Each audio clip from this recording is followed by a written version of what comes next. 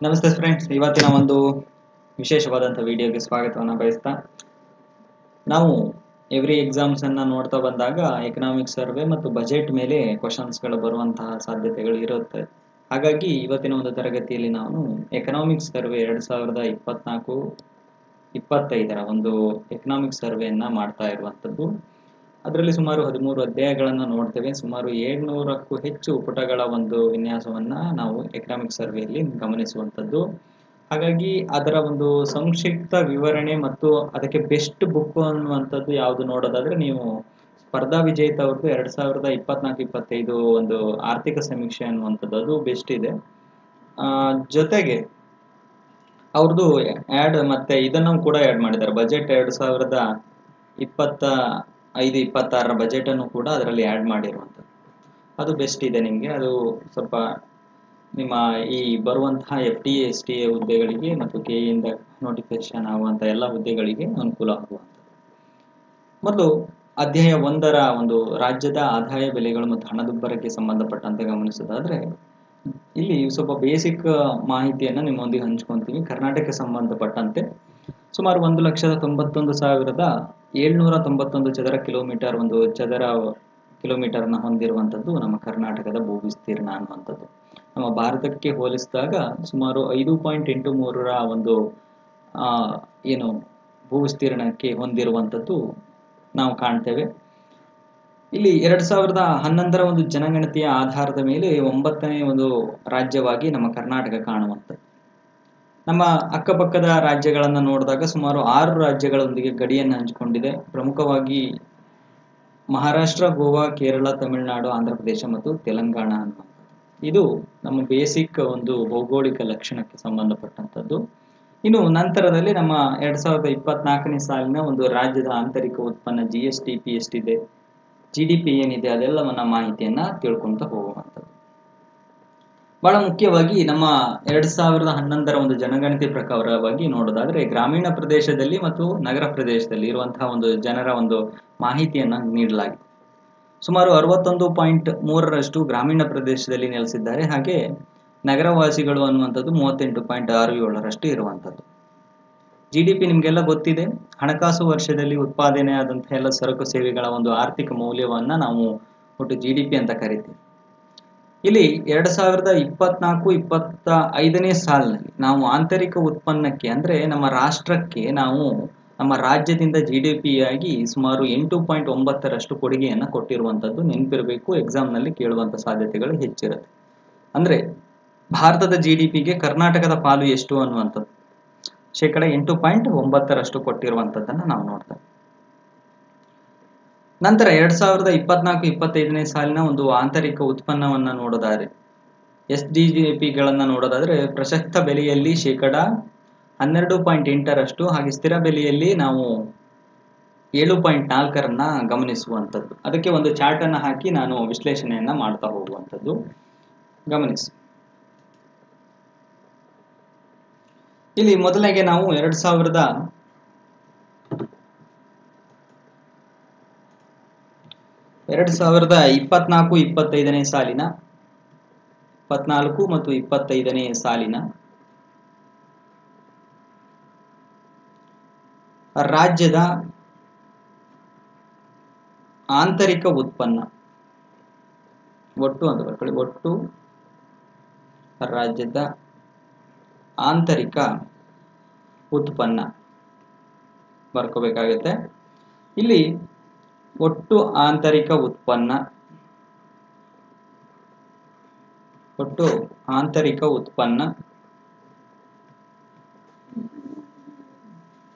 GSDP ಪ್ರಸಕ್ತ ಬೆಲೆ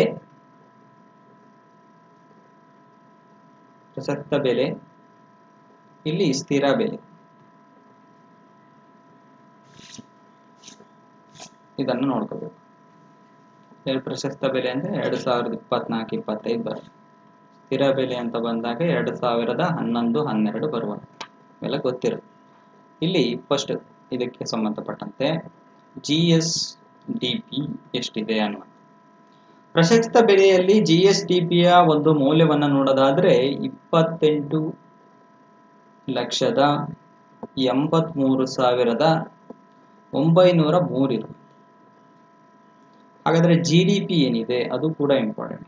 G D P 3,24,11,406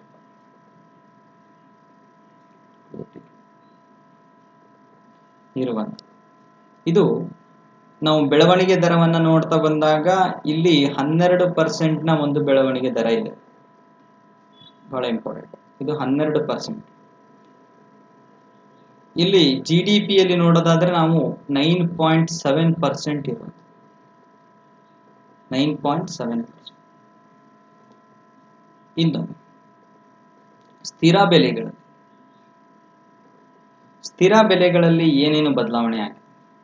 ಇಲ್ಲಿ ನಮ್ಮ ಜಿ ಎಸ್ ಡಿ ಪಿ ಎಷ್ಟಿದೆ ಅನ್ನುವಂಥದ್ದು ನೋಡೋದಾದ್ರೆ 15,70,297 ಕೋಟಿ ರೂಪಾಯಿ. ಇದೆಲ್ಲ ಕೋಟಿ ರೂಪಾಯಿ. ಇನ್ನು ಜಿ ಡಿ ಪಿಯ ಒಂದು ಸ್ಥಿರ ಬೆಲೆಯಲ್ಲಿ ಇರುವಂತದ್ದು ನೋಡೋದಾದ್ರೆ 1,88,381 ಕೋಟಿ ರೂಪಾಯಿ. ಇದು ನಮ್ಮ ಜಿ ಡಿ ಪಿಯ ಒಂದು ಸ್ಥಿರ ಬೆಲೆಯಲ್ಲಿ ಇರುವಂತದ್ದು. ಇದು ಹೆಚ್ಚಳವನ್ನು ನೋಡೋದಾದ್ರೆ 7.4%. ಇದು 6.4%. ಇಂಪಾರ್ಟೆಂಟ್ ಆಗುತ್ತೆ. ಹಾಗಾಗಿ ಈ ಚಾರ್ಟ್ ಅನ್ನ ನೀವು ಒಂದು ಸ್ಕ್ರೀನ್ಶಾಟ್ ಹೊಡ್ಕೊಂಡ್ರು ತೊಂದರೆ ಇಲ್ಲ, ಕೇಳ್ತಾರೆ ಎಕ್ಸಾಮ್ ಅಲ್ಲಿ, ಕೇಳುವಂತ ಸಾಧ್ಯತೆಗಳು ಇರುವಂತದ್ದು. ಇನ್ನು ನಿಮ್ಮ ಕೇಳಬಹುದು NSDP ಇಸ್ ಈಕ್ವಲ್ ಟು ಏನಾಗುತ್ತೆ ಅಂತ ನಿಮ್ಗೆ ಗೊತ್ತಿರೋದ್ನೆ. NSDP ಅಂದ್ರೆ ಏನು ಅಂತ, ನೆಟ್ ಸ್ಟೇಟ್ ಡೊಮೆಸ್ಟಿಕ್ ಪ್ರಾಡಕ್ಟ್ ಅನ್ನು, ನೆಟ್ ಸ್ಟೇಟ್ ಡೊಮೆಸ್ಟಿಕ್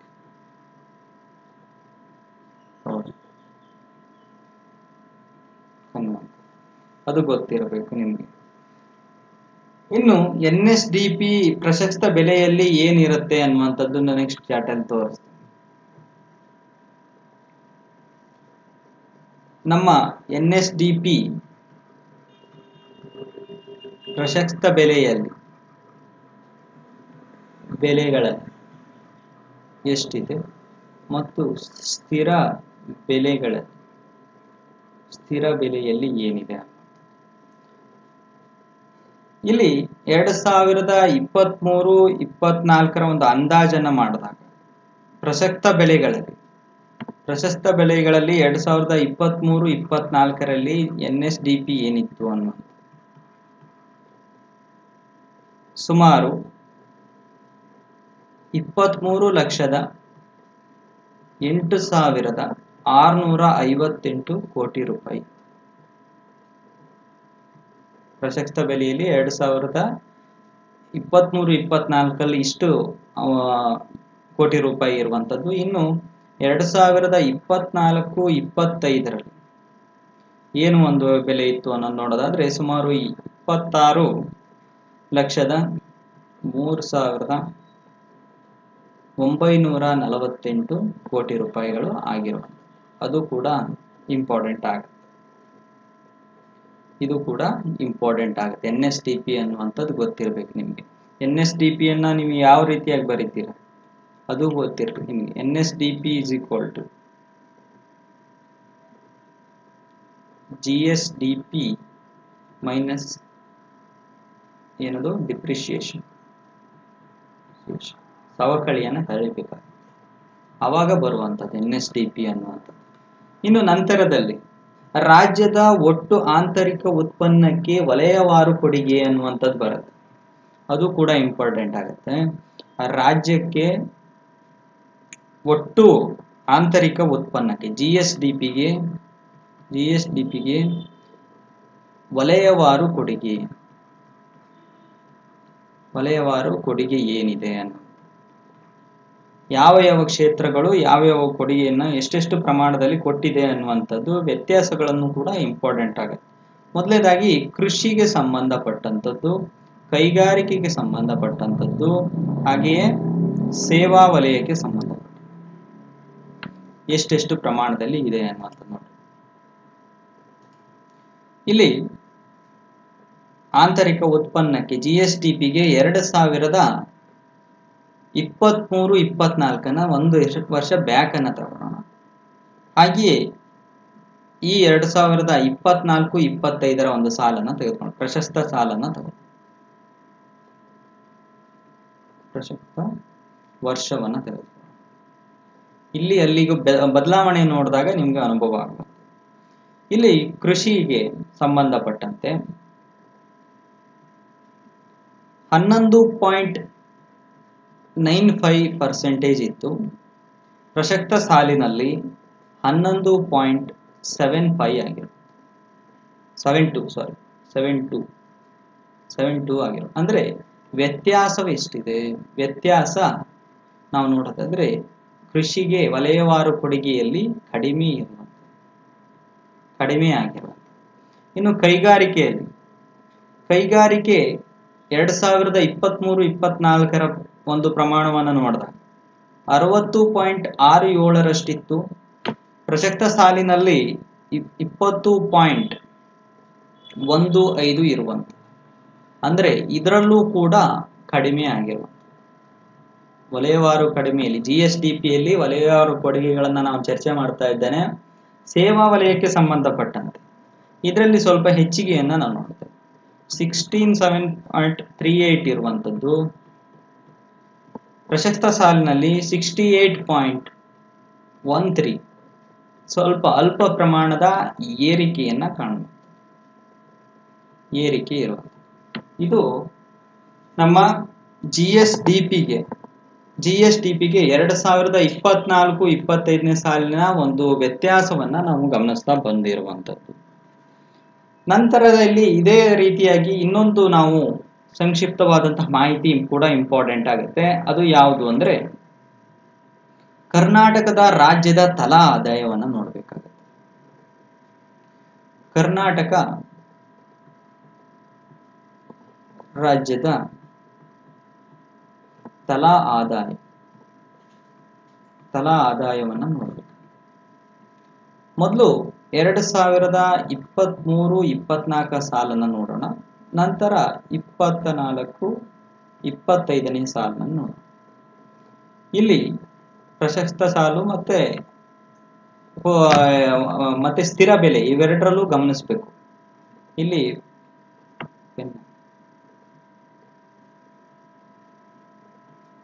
ಪ್ರಸಕ್ತ ವರ್ಷ ಸ್ಥಿರ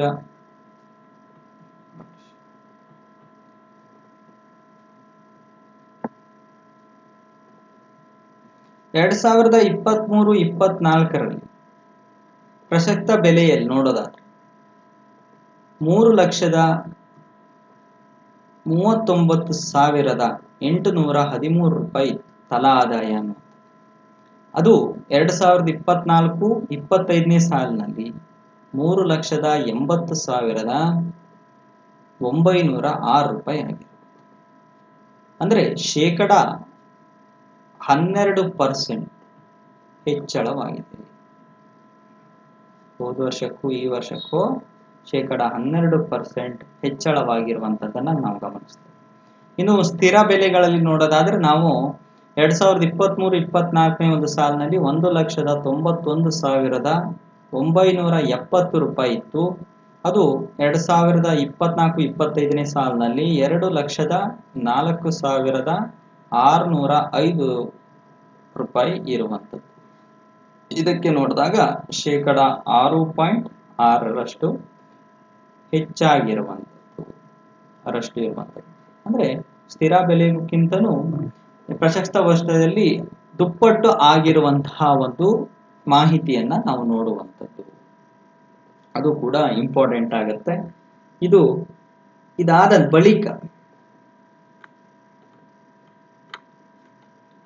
ಬಳಿಕ ಮತ್ತೊಂದು ಮಾಹಿತಿ ಇದರಲ್ಲಿ ಇಂಪಾರ್ಟೆಂಟ್ ಆಗುವಂಥದ್ದು ಏನು ಅಂದ್ರೆ GSDP ಮತ್ತು ಪರ್ ಕ್ಯಾಪಿಟಾ ಇನ್ಕಮ್ ನ ವ್ಯತ್ಯಾಸವನ್ನ ನೋಡ್ಬೇಕು ನಾವು. GSDPಗೆ ಮತ್ತು ತಲಾ ಆದಾಯದ ವ್ಯತ್ಯಾಸವನ್ನು ನೋಡಿ. ಎಕ್ಸಾಮ್ ಅಲ್ಲಿ ಕೇಳುವಂತ ಸಾಧ್ಯತೆಗಳು ಇರುತ್ತೆ. ಮೊದಲು ಪ್ರಸಕ್ತ ಬೆಲೆಯಲ್ಲಿ 2023-24ನೇ ಒಂದು ಸಾಲಿನಲ್ಲಿ ಗಮನಿಸೋದಾದ್ರೆ, ಹಾಗೆ 24-25ನೇ ಸಾಲು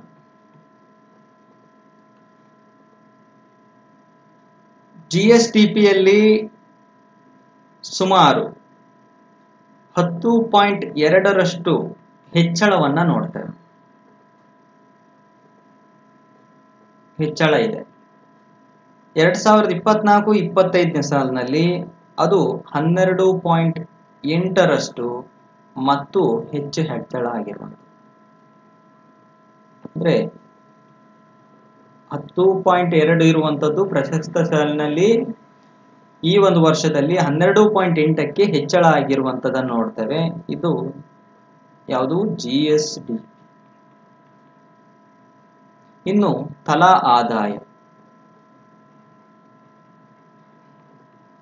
2023-24ನೇ ಸಾಲಿನಲ್ಲಿ ಸುಮಾರು 9.5% ಇರುವಂಥದ್ದು 2024-25ನೇ ಸಾಲಿನಲ್ಲಿ 12.5ಕ್ಕೆ ಏರಿಕೆಯಾಗಿರುವಂಥದ್ದನ್ನು ನಾವು ನೋಡ್ತೇವೆ. ಇದು ಕೂಡ ಇಂಪಾರ್ಟೆಂಟ್ ಆಗುತ್ತೆ ಸ್ನೇಹಿತರೆ. ನೋಡಿ, ಇಲ್ಲಿ ಮತ್ತೊಂದು ವಿಷಯವನ್ನ ನೋಡಬೇಕು. ರಾಜ್ಯಗಳ ತಲಾ ಆದಾಯವು ಕೂಡ ಇಂಪಾರ್ಟೆಂಟ್ ಆಗುತ್ತೆ. ರಾಜ್ಯದ ಒಂದು ತಲಾ ಆದಾಯಗಳು ಎಷ್ಟಿದೆ ಅನ್ನುವಂಥದ್ದು ನೋಡಿ. ಪ್ರಸಕ್ತ ಸಾಲಿನಲ್ಲಿ GSDPಗೆ ರಾಜ್ಯಕ್ಕೆ GSDPಯ ಆಧಾರದ ಮೇಲೆ ರಾಜ್ಯವಾರು ತಲಾ ಆದಾಯವನ್ನ ನೋಡುವಂಥದ್ದು. ನೆಕ್ಸ್ಟ್ ಪಾಯಿಂಟ್ ಅಲ್ಲಿ ರಾಜ್ಯವಾರು ತಲಾ ಆದಾಯವನ್ನು ನೋಡೋದಾದ್ರೆ, ಮೊದಲ ಒಂದು ತಲಾ ಆದಾಯದಲ್ಲಿ ನಮಗೆ ದೆಹಲಿ ಬರುವಂಥದ್ದು. ಮೊದಲ ಒಂದು ಇದರಲ್ಲಿ ದೆಹಲಿ ಬರುತ್ತೆ. ಇದರ ಅಮೌಂಟ್ ಅನ್ನ ನೋಡಿ. ಅವರ ಒಂದು ತಲಾ ಆದಾಯವನ್ನು ನೋಡಿದಾಗ 4,61,910 ರೂಪಾಯಿ ಇರುವಂಥದ್ದು. ಇದು ತಲಾ ಆದಾಯ. ಮತ್ತೆ ಉಳಿದ ರಾಜ್ಯಗಳನ್ನ ಹೆಸರಿಸ್ತೇನೆ, ಬಟ್ ಅದೇನು ಅಮೌಂಟ್ ಏನು ನಿಮ್ಗೆ ಇಂಪಾರ್ಟೆಂಟ್ ಅಲ್ಲ. ಯಾವ್ಯಾವ ರಾಜ್ಯಗಳು ಇದೆ ಅನ್ನುವಂಥ. ಮೊದಲನೇದಾಗಿ ನಂತರದಲ್ಲಿ ತೆಲಂಗಾಣ ಇರುವಂಥ. ತೆಲಂಗಾಣ ಮೂರನೇದಲ್ಲಿ ನಮ್ಮ ಕರ್ನಾಟಕ ಬರುವಂಥ ತಲಾ ಆದಾಯ. ಕರ್ನಾಟಕದ ತಲಾ ಆದಾಯ ಪ್ರಸಕ್ತ ಸಾಲಿನಲ್ಲಿ ಎಷ್ಟಿದೆ ಅನ್ನುವಂಥದ್ದು 3,39,813 ರೂಪಾಯಿ. ನಂತರ ಹರಿಯಾಣ, ನಂತರ ತಮಿಳುನಾಡು. ಕೇಳ್ಬೋದು, GSDP ಆಧಾರ ಮೇಲೆ ರಾಜ್ಯಗಳ ತಲಾ ಆದಾಯ ಯಾವ್ಯಾವುದು ಅನ್ನುವಂಥದ್ದು. ಮೊದಲನೇದಾಗಿ ದೆಹಲಿ, ತೆಲಂಗಾಣ, ಕರ್ನಾಟಕ, ಹರಿಯಾಣ ಮತ್ತು ತಮಿಳುನಾಡು ಬರುವಂಥದ್ದು. ಇನ್ನು ನೆಕ್ಸ್ಟ್ ಸ್ಲೈಡ್ ಅಲ್ಲಿ ನಾನೇನ್ ಹೇಳ್ತೇನೆ ಅಂದ್ರೆ, GSDPಗೆ ಜಿಲ್ಲಾವಾರು ಕೊಡುಗೆ ಏನಿದೆ, ನಮ್ಮ ಕರ್ನಾಟಕದ ಜಿಲ್ಲಾವಾರು ಕೊಡುಗೆ ಏನಿದೆ, GSDPಗೆ ಜಿಲ್ಲಾವಾರು ಕೊಡುಗೆ ಏನೇನು. ಮೊದಲನೇದಾಗಿ ಅತಿ ಹೆಚ್ಚು ನಮ್ಮ ಕರ್ನಾಟಕಕ್ಕೆ ಜಿಲ್ಲಾವಾರಿಗೆ ಕೊಡುಗೆಯಾಗಿ ನೀಡುವಂಥದ್ದು ಬೆಂಗಳೂರು ನಗರ.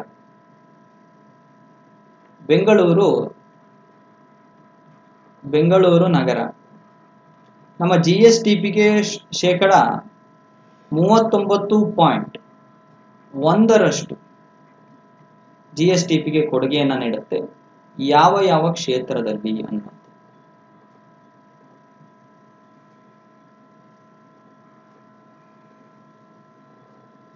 ನೋಡಿ.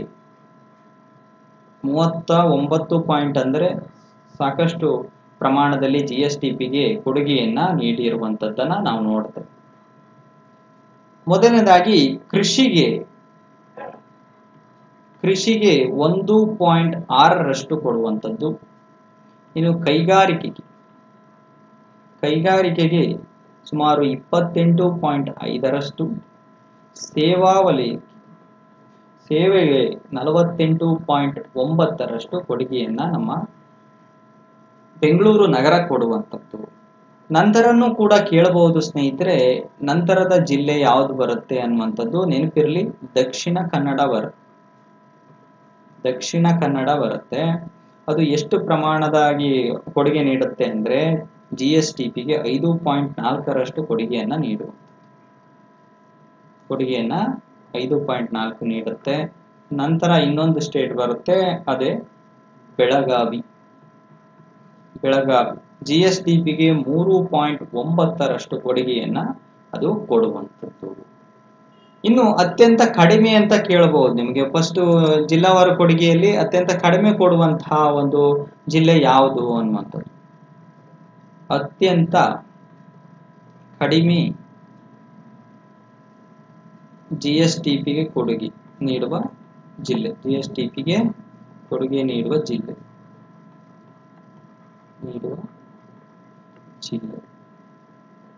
ಯಾವುದು ಬರುತ್ತೆ GSDPಗೆ?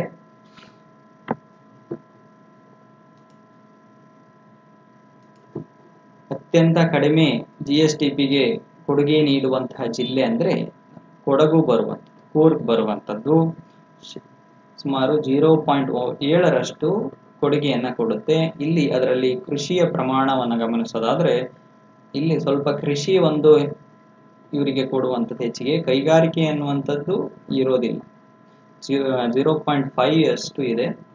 ಹಾಗೆಯೇ ಸೇವಾ ವಲಯನೂ ಅಷ್ಟೇ ಕೂಡ 0.5 ಇರುವಂಥದ್ದು.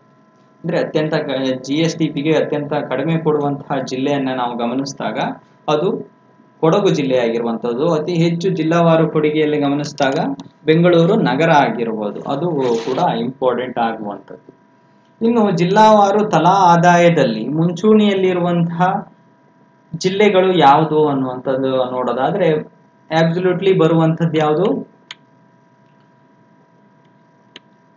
ಜಿಲ್ಲಾವಾರು ತಲಾ ಆದಾಯದಲ್ಲಿ ಮುಂಚೂಣಿಯಲ್ಲಿ ಬರುವಂತಹ ಜಿಲ್ಲೆಗಳು ಅಂತ ಬಂದಾಗ ಮೊದಲನೇದಾಗಿ ಬೆಂಗಳೂರು ನಗರ ಬರುವಂಥದ್ದು. ಇಲ್ಲೇ ಬರುತ್ತೆ. ಜಿಲ್ಲಾವಾರು ತಲಾ ಆದಾಯ ಮುಂಚೂಣಿ ಜಿಲ್ಲೆಗಳು ಬೆಂಗಳೂರು ನಗರ ಬರುವಂಥದ್ದು. ನಂತರ ದಕ್ಷಿಣ ಕನ್ನಡ, ಎರಡನೇ ಸ್ಥಾನದಲ್ಲಿ ದಕ್ಷಿಣ ಕನ್ನಡ ಬರುತ್ತೆ, ಉಡುಪಿ ಬರುತ್ತೆ, ನಂತರ ಚಿಕ್ಕಮಗಳೂರು ಮತ್ತೆ ಬೆಂಗಳೂರು ಗ್ರಾಮಾಂತರ ಬರುವಂಥದ್ದು. ಇನ್ನು ಕಡಿಮೆ ಒಂದು ತಲಾ ಆದಾಯವನ್ನ ಇರುವಂತಹ ಜಿಲ್ಲೆಗಳ ಗಮನಿಸಿದಾಗ ಕಲಬುರಗಿ, ಯಾದಗಿರಿ, ಕೊಪ್ಪಳ, ಬೆಳಗಾವಿ ಮತ್ತು ಬೀದರ್ ಇವು ಜಿಲ್ಲೆಗಳು ಬರುವಂಥದ್ದು. ತಲಾ ಆದಾಯ ಕಲಬುರಗಿಯಲ್ಲಿ ಸುಮಾರು 1,43,000 ರೂಪಾಯಿ, 610 ರೂಪಾಯಿ ಇರುವಂಥದ್ದು. ಬೆಂಗಳೂರಲ್ಲಿ ಹೈಯೆಸ್ಟ್ ಎಷ್ಟಿದೆ ತಲಾ ಆದಾಯ ನೋಡೋದಾದ್ರೆ 7 ಲಕ್ಷ ರೂಪಾಯಿ ಇದೆ, 7,38,910 ರೂಪಾಯಿ ಕೇಳಬಹುದು ಹೆಚ್ಚಿನದಾಗಿ ಅದು ಕೂಡ. ನಂತರ ಕಂದಾಯದ ವಿಭಾಗಗಳು ಅನ್ನುವಂಥದ್ದು ಬರುತ್ತೆ, ನಿಮ್ಗೆ ಕೇಳಿರ್ತಾರೆ. ಕಂದಾಯದ ವಿಭಾಗಗಳ ಬಗ್ಗೆ ನೀವು ಓದಿರ್ತೀರಿ. ಕಂದಾಯದ ವಿಭಾಗಗಳು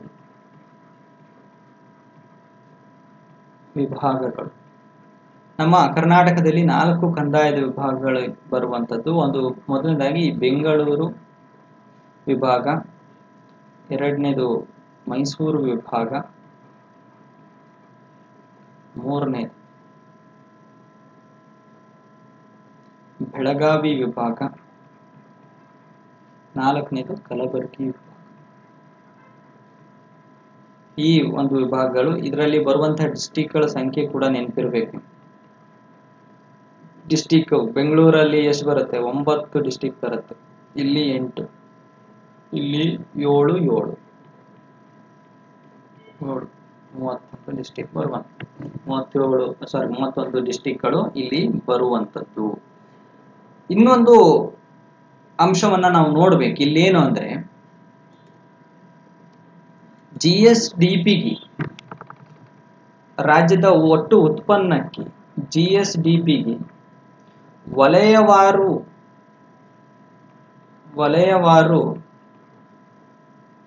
ಅತಿ ಹೆಚ್ಚು ಕೊಡುಗೆ ನೀಡುವ ಜಿಲ್ಲೆಗಳು ಯಾವುದು?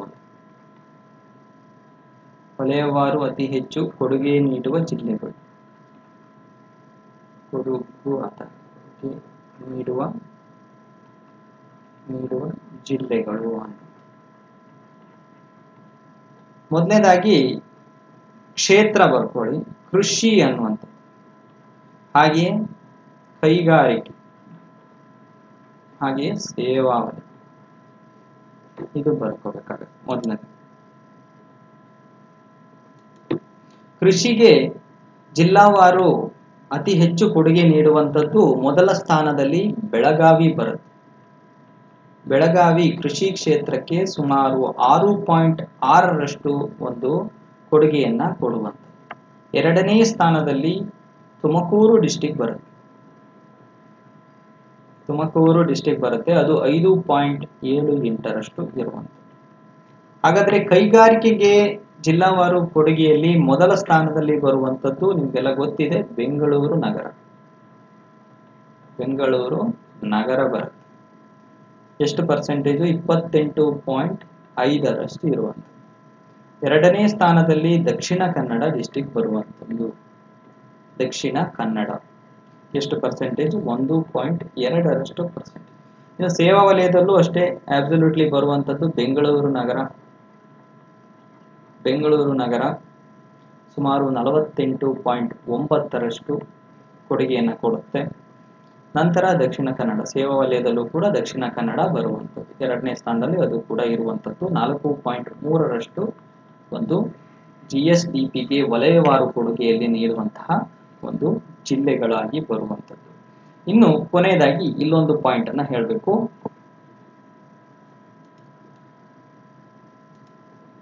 ಜಿಲ್ಲಾವಾರು ಕೊಡುಗೆಯಲ್ಲಿ ಕಡಿಮೆಯನ್ನ ಕೊಡುವಂಥದ್ದು, ಕಡಿಮೆ ನೀಡುವಂತಹ ಜಿಲ್ಲೆ, ಕಡಿಮೆ ವಲಯವಾರು ಕೊಡುಗೆ ನೀಡುವ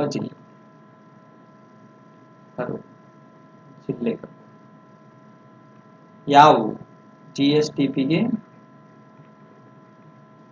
ವಲಯವಾರು ನೋಡೋದಾದ್ರೆ ಕೃಷಿಗೆ ಕಡಿಮೆಯಾಗಿ ಕೊಡುವಂಥದ್ದು ಯಾವ ಜಿಲ್ಲೆ? ಕೈಗಾರಿಕೆ ಹಾಗೆ ಸೇವಾ ವಲಯ. ಕೃಷಿಗೆ ಸಂಬಂಧಪಟ್ಟಂತೆ ಕಡಿಮೆಯಾಗಿ ಕೊಡುವಂಥದ್ದು ಗದಗ ಡಿಸ್ಟಿಕ್ ಬರುತ್ತೆ. ಗದಗ ಡಿಸ್ಟಿಕ್ ಬರುವಂಥದ್ದು.